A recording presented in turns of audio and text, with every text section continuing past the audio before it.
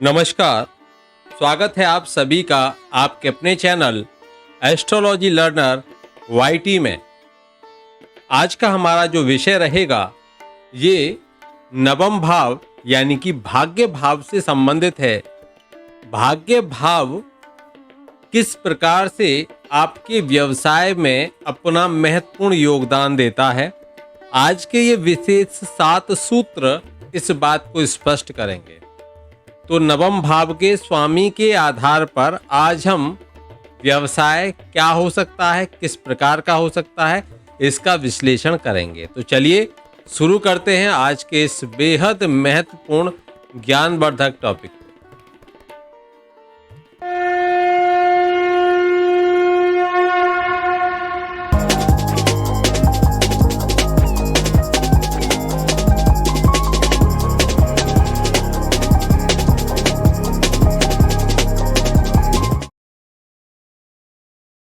यह हमारे सामने एक स्क्रीन ओपन है, आप देख पा रहे हो। और क्योंकि हम बात करने वाले हैं कि ग्रहों की स्थिति जो नवम भाव के स्वामी के आधार पर व्यवसाय का यहाँ पर अनुमान लगाएंगे, व्यवसाय का आकलन यहाँ पर लगाएंगे, कौन सा व्यवसाय आपका हो सकता है, ये इस बात को आज हम समझेंगे। सबसे पहले आप ये समझिए कि यहाँ पर जो जन्म कुंडली की जब बात करेंगे तो पहला भाव मैं पहले से बता देता हूँ सभी को, हम अपनी जितनी भी वीडियोस हैं सब में बताते हैं। ये लग्न भाव होता है, आपने सुना है लग्न, जो पहला भाव है ये लग्न भाव है। और इनको एंटी क्लॉक वाइज यानी कि विपरीत घड़ी की सुइयों के विपरीत में हम इसको काउंट करते हैं। जब काउंट करते हैं तो ये 9 नंबर पे आता है और ये आपका हो जाता है भाग्य भाव या नवम भाव। अब जैसे मेष लग्न की कुंडली होगी तो वहां पर धनु राशि नवम भाव में आएगी।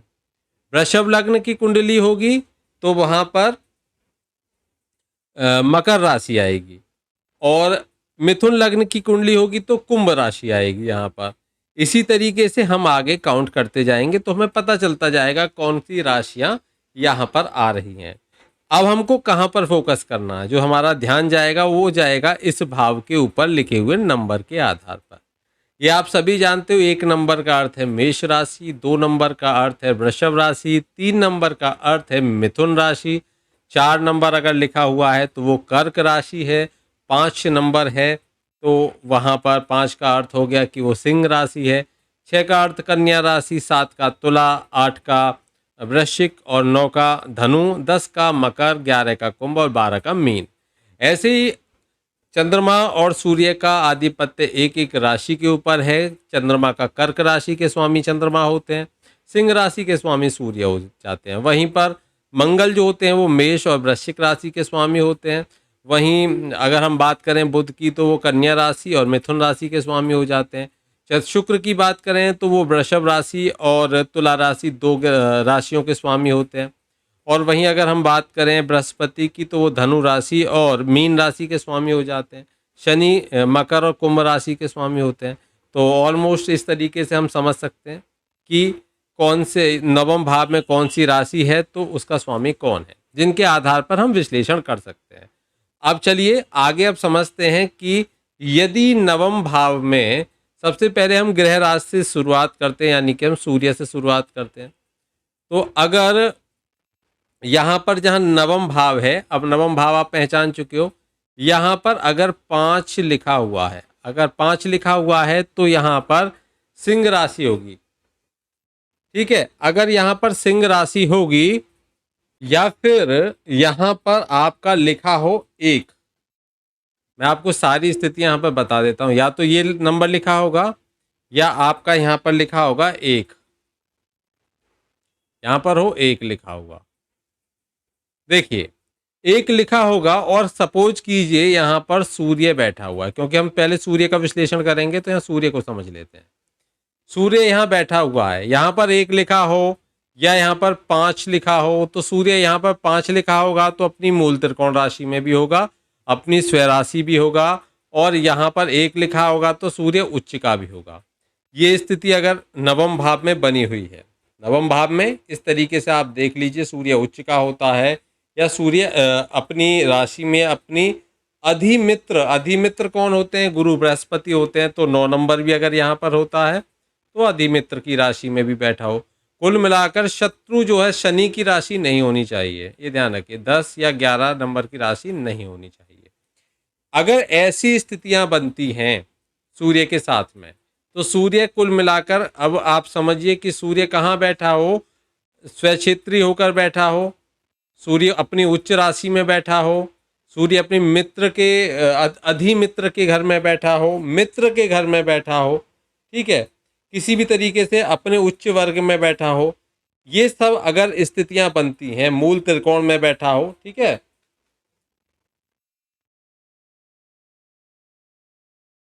तो इन सभी स्थितियों में ये सूर्य नवम भाव में अच्छा फल देगा। तो ऐसे में क्या व्यवसाय देता है ये? तो व्यवसाय से लाभ उठाने वाली स्थिति होती है। तो ऐसे में आपको कोई गजेटेड ऑफिसर जैसा काम मिलेगा, मतलब आप गजेटेड ऑफिसर हो सकते हो, कोई बड़े अधिकारी हो सकते हो, कोई मंत्री पद मिल सकता है आपको, आप सरकार से संबंधित क्रय विक्रय से जुड़ सकते हो, कृषि से संबंधित कार्य कर सकते हो। नौकरी होगी तो अच्छी नौकरी लगने के यहाँ पर आपके विकल्प होते हैं। ऐसे कार्य जो और लोग नहीं कर सकते, जो औरों के लिए करना भी असंभव होता है, आप ऐसे कार्य करने में सक्षम होते हो।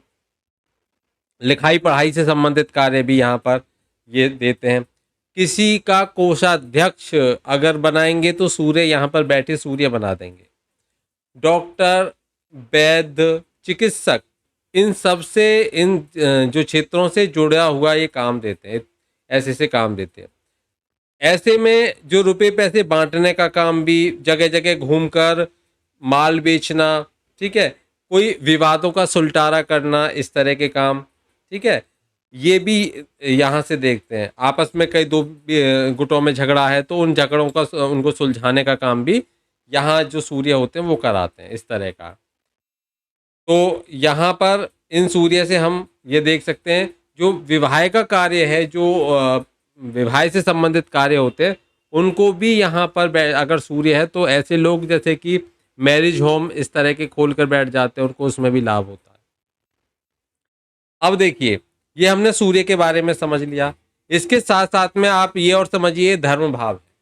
इस धर्म भाव में अगर सूर्य मित्र क्षेत्रीय हो जाता है, अच्छी स्थिति में आ जाता है, लेकिन यहाँ पर एक बात और समझिए सूर्य के साथ में, क्योंकि ये सूर्य, ये जो भाव है ये पिता का भाव है, धर्म का भाव है, और सूर्य इस भाव के कारक ग्रह भी होते हैं। तो यहाँ पर पिता के कारक हैं, तो यहाँ पर इस भाव को, पिता को थोड़ी सी समस्याएं देखने को अवश्य मिलती है, ये आप समझ लीजिए। तो ऐसे लोगों को सूर्य की उपासना करनी चाहिए, सूर्य की को के मंत्र जाप करें तो बहुत अच्छा रहता है। चलिए अब हम बात करेंगे कि अगर यहाँ पर जो चंद्रमा की बात करते हैं, कि चंद्रमा हों इस नवम भाव में, यदि बैठे हों चंद्रमा, दूसरा सूत्र हमारा चंद्रमा से संबंधित है। चंद्रमा इस भाव में अगर आपके बैठे हुए हैं, अब देखिए चंद्रमा मनसो जातक है, जातक का मन चंद्रमा है। तो ये जो चंद्रमा है ये जल तत्व भी होते हैं, और ये अगर चंद्रमा उच्च के कहाँ होंगे, वृषभ राशि में, जहाँ 2 नंबर अगर यहाँ लिखा होगा तो चंद्रमा यहाँ पर उच्च के होंगे। 2 नंबर लिखा हो, चंद्रमा बैठे हो, अब देख लीजिए वहाँ चंद्रमा उच्च के भी होते हैं, मूल त्रिकोण राशि भी होती है चंद्रमा की, ठीक है। ऐसी स्थिति में जो व्यवसाय करता है, ऐसा जो जातक करता है, या अपने वर्ग में हो, कर्क राशि में हो, किसी भी तरीके से, तो ऐसे में व्यक्ति जो शंख, जो जल से निकलने वाली वस्तुएं होती हैं, जैसे शंख हो गए, मोती हो गए, इनसे संबंधित क्रय विक्रय करता है। और यहाँ पर किसी महिला के द्वारा उसको धन की प्राप्ति होती है, मतलब कुछ इस प्रकार का व्यवसाय रहेगा जहां पर महिलाओं का सहयोग उसे मिलेगा। ऐसे लोग मंत्री पद पर होते हैं अधिकतर, तो राजा के मंत्री हो सकते हैं, राजा से मित्रता कर सकते हैं, और राजा से मित्रता से उनको धन लाभ होता है। अब देखिए यहाँ पर आज के परिप्रेक्ष्य में हम राजा को समझें कि किसी स्टेट का कोई मंत्री, किसी स्टेट का कोई मिनिस्टर, बड़ा मिनिस्टर, ठीक है, मुख्यमंत्री, ये सब राजाओं में ही शामिल होते हैं, राज्यपाल। ठीक है, इस तरीके से इनका कहीं ना कहीं उसको लाभ अवश्य मिलता है यदि चंद्रमा नवम भाव में विराजित है, और वो भी मित्र क्षेत्रीय होकर, अपनी ही स्वराशि में होकर, या फिर अपने उच्च या मूल त्रिकोण में है, तो बहुत अच्छा ये फल देने वाली स्थिति इनकी बन जाती है। कृषि से भी चंद्रमा लाभ कराते हैं। जो ऐसा व्यक्ति कपड़े का व्यापार करता है, कपड़े का व्यापार करेगा तो उससे भी लाभ उसको होगा। लेकिन जिनके चंद्रमा नवम भाव में हो, उनको किसी भी प्रकार से, जो धर्म शास्त्रों से जुड़े हुए लोग हैं, उनका किसी भी तरीके से विरोध नहीं करना चाहिए, तिरस्कार नहीं करना चाहिए। अगर ऐसा करते हैं तो उनको अपने जो जहाँ पर वो रहते हैं अपने ही स्थान से पलायन करना पड़ सकता है, ये उनको दोष लग जाता है, और उनको अपने ही धन की हानि भी उठानी पड़ती है। तो जिनके भी चंद्रमा यहाँ पर हैं, वो इस बात का विशेष ध्यान रखें कि कौन सा व्यवसाय कर सकते हैं और क्या क्या उनको इसमें सावधानियां बरतनी है। अगर किसी भी तरीके से यहाँ बैठे चंद्रमा पीड़ित हो जाते हैं, उस स्थिति में आप चंद्रमा के मंत्र जाप कर सकते हैं। भगवान शिव की उपासना से भी चंद्रमा शांत होते हैं। तो यहाँ पर हम इन चंद्रमा को देख सकते हैं। अब चलिए, अब चंद्रमा की हमने बात करी, अब आगे हम बात करेंगे कि अगर चंद्र के बाद हम बात करेंगे कि मंगल की। तो अगर मंगल को देखते हैं, मंगल अगर इस नवम भाव में बैठा हो, मंगल नवम भाव में बैठे हो, ठीक है, मंगल यहाँ बैठे हो इस भाव में, और यहाँ बैठे जो मंगल हैं वो उच्च हो जाए। उच्च कब होंगे? अगर यहाँ पर मकर राशि होगी, ठीक है, तो उच्च के हो जाएंगे। मकर राशि हो, उच्च के हो गए। वृश्चिक राशि हो, मेष राशि हो, तो यहाँ पर ये इनकी स्वराशि हो जाएंगी। मेष राशि में इनका मूल त्रिकोण भी होता है, ठीक है। यहाँ पर मित्र क्षेत्रीय गुरु की राशि में हो, सूर्य की राशि में हो, तो मित्र क्षेत्रीय ये हो जाएंगे मंगल। तो हमें इन बातों का ध्यान रखना है। अपने ही वर्ग में हो तो भी ऐसी स्थिति यदि मंगल की बने नवम भाव में, तो कहते हैं स्वर्ण सिद्धि, मतलब गोल्ड में इन्वेस्ट करे, सोने का व्यापार करे, उसमें उसको जय मिलती है, मतलब उसको उसमें लाभ होता है। वस्त्रों के व्यापार से लाभ होता है, मित्रों के साथ उसको लाभ होता है। भाइयों से यहाँ पर विवाद अवश्य देखा जाता है। जो यहाँ पर कुछ समस्याएं, स्त्री से लाभ मिलेगा। जो नीचे लोग होते हैं, जो उसके कर्मचारी होते हैं, अधीनस्थ, उनसे उसको लाभ मिलता है। उसकी सब इच्छाएं पूरी होती हैं यहाँ से।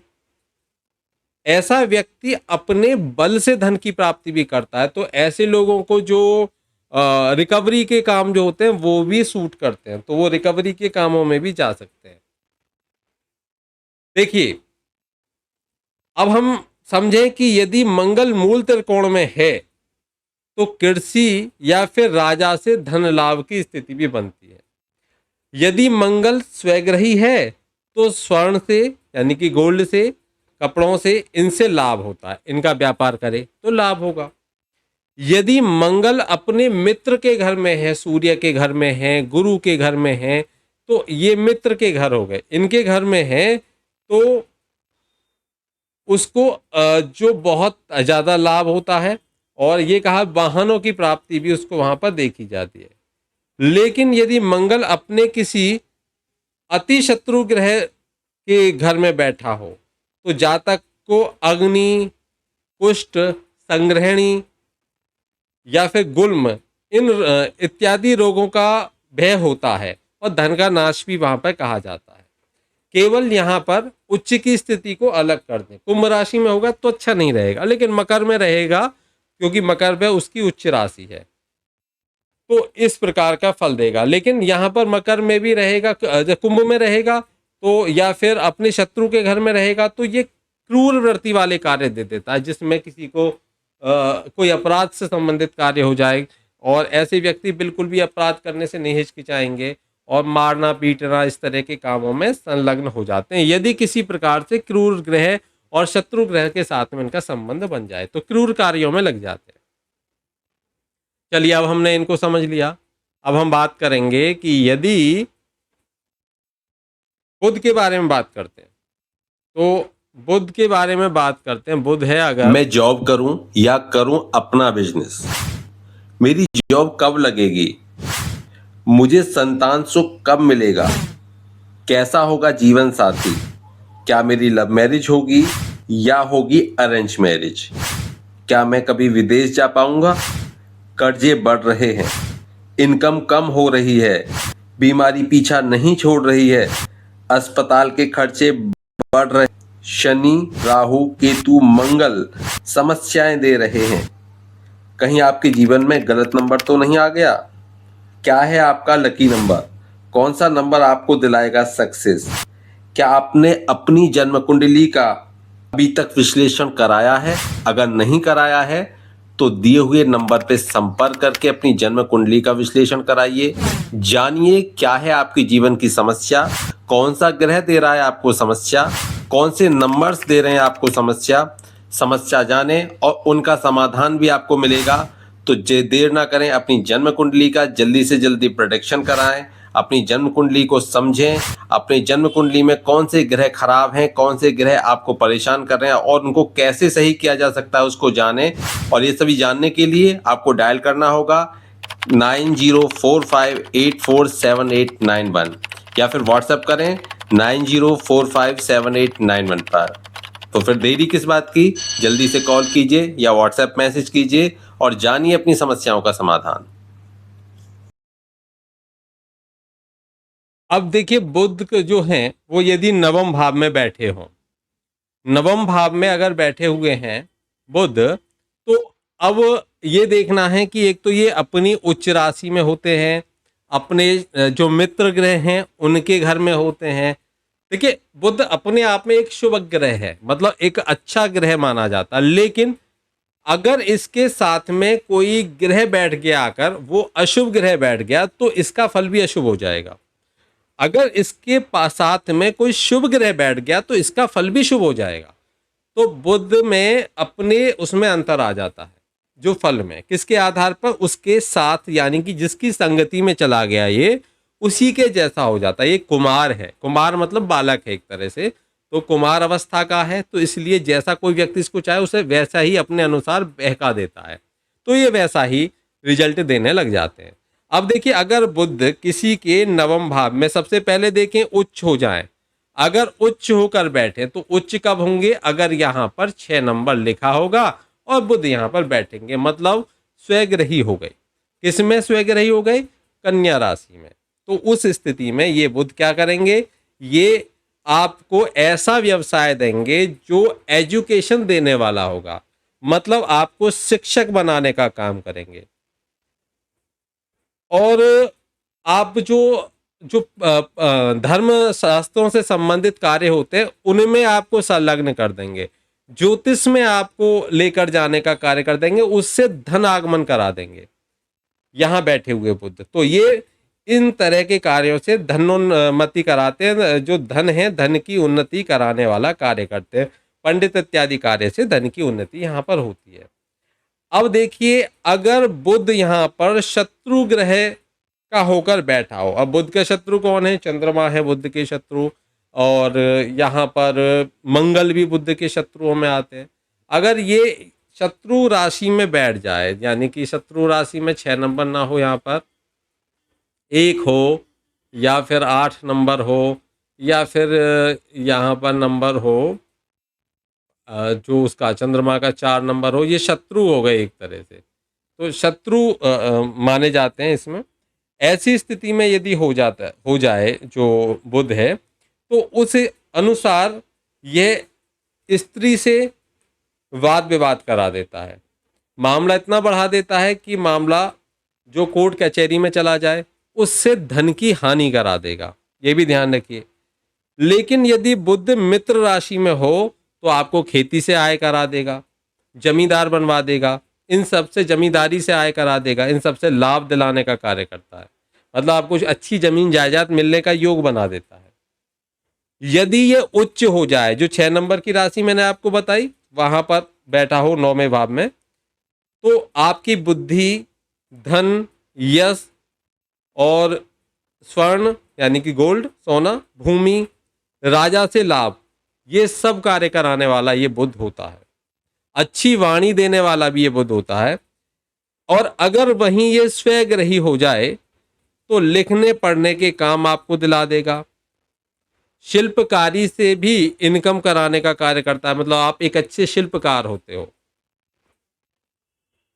कोई राज्य परिवार की जो महिला है उसका आपको जो आशीर्वाद है वो प्राप्त हो जाएगा, मतलब उसके माध्यम से, उसके अनुग्रह से आपको जो अच्छा धन लाभ होने का संकेत है। कोई व्यापार में आपको कोई ना कोई स्त्री के माध्यम से आप सरकार में धन लाभ प्राप्त कर सकते हो। क्रय विक्रय आप कर सकते हो किसी राज्य परिवार में, यानी कि कहने का अर्थ है कि आप बहुत ही अच्छे परिवारों में आपका संबंध यहाँ पर ये बैठा बुध बना देता है। यदि सप्तम भाव में अगर बुध बैठा हो, देखिए सप्तम भाव को हम व्यापार का भाव मानते हैं। अगर हम इस बुध के, मैं एक साथ में और बता देता हूं इसके साथ ही एक नियम, अगर बुध आपके 7वें भाव में बैठा हो, यहां बैठ जाए, ठीक है, अगर 7वें भाव में बैठा हो तो ये शारीरिक परिश्रम से धन दिलाता है।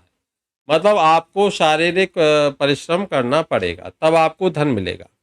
और अगर बुध अति शत्रु राशि में हो तो आपके विद्याध्ययन में हमेशा क्षति आएगी, बीच बीच में पढ़ाई रुक जाएगी, पढ़ाई में समस्या आएगी, व्यापार करोगे तो व्यापार में हानि होगी। अगर यहीं बैठा जो बुध है 7वें भाव में, वो किसी भी तरीके से, ये देखिए कि वो शत्रु की राशि में बैठा हो तो इस तरह की हानि देता है शरीर में, क्योंकि ये लग्न को देखता है, चर्म स्किन से संबंधित है, कुष्ठ रोग देने का कार्य भी कर देता है।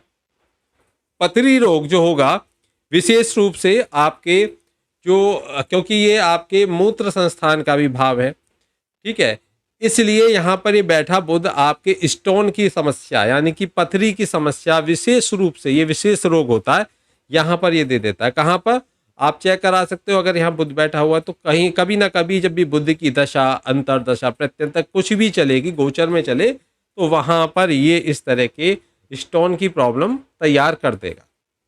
यदि बुध आपका अपने षोडशांश का हो तो अपने भाई बंधुओं में विवाद करा देगा, आपको देश देश घुमा देगा और देश देश दूर दराज जाओगे, अलग अलग क्षेत्रों में जाओगे और वहां से आपको लाभ कमाकर भी देता है।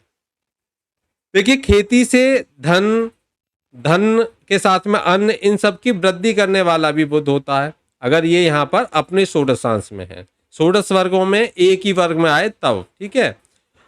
नौकरी सेवा में कुशलता देता है, वहीं विद्या पढ़ाने में जातक कुशल होता है इस बुध से।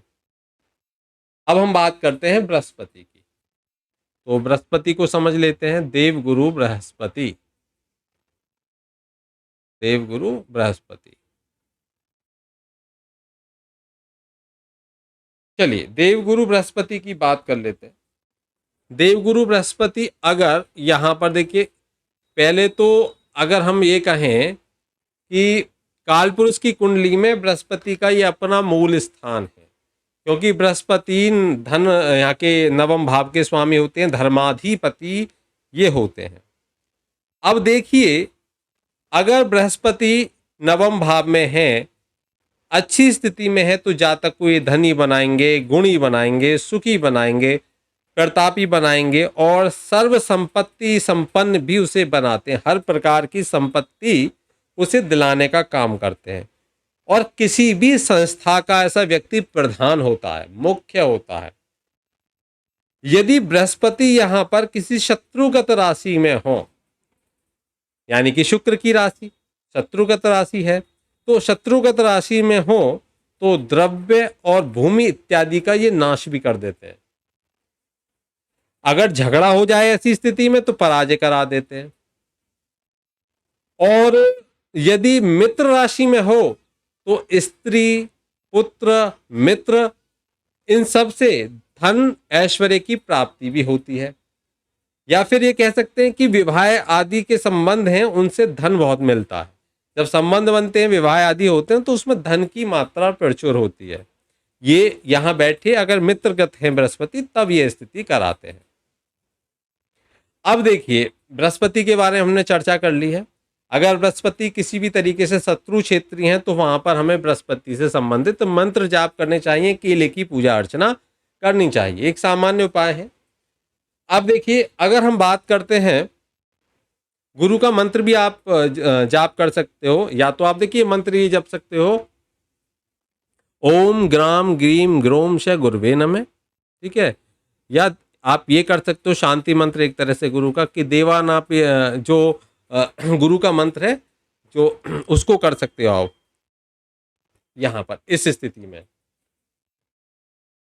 तो शांति मंत्र आप जप सकते हो। शांति मंत्र इसका रहेगा जो शांति मंत्र, देवानाम च ऋषिणाम च गुरुं कंचन सन्निभम बुद्धिभूतम त्रिलोकेशम तम नमामि बृहस्पतिम। तो इससे बृहस्पति की शांति प्राप्त होती है। चलिए अब हम बात करते हैं बृहस्पति के बाद में शुक्र की। शुक्र,